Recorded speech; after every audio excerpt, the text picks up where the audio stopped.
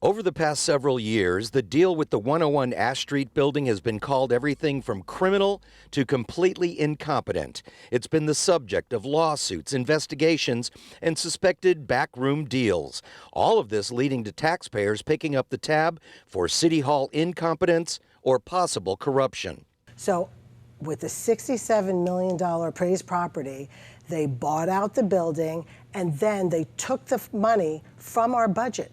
Things we use for roads and look at our roads. They took that money out, and then now we're obligated on $126 million in bonds for a building we can't use. While most people are under the impression that this building is no longer viable because of the asbestos, take a look around the City Hall complex. You'll find plenty. Really, any building on B Street, on Broadway, that was built before a certain time, say 20 or 30 years ago, has asbestos in it, and we live with it. The thing with asbestos is, as long as you don't disturb it, you can live with it.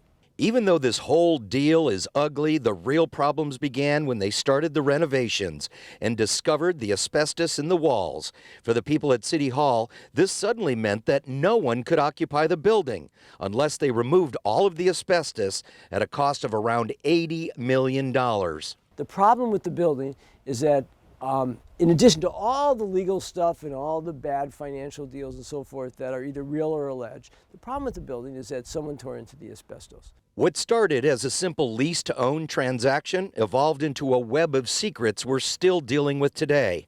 A building that was appraised at $67 million is now costing taxpayers almost double that price. Money that was taken from roads and parks to pay for their mistakes. The city had the cash in the budget for the things it needed. It took that money out, paid for 101 Ash, and then had to go to the bond market. So in that sense, we now are obligated on bonds that we wouldn't have had but for taking the money out of the budget to pay for 101 Ash.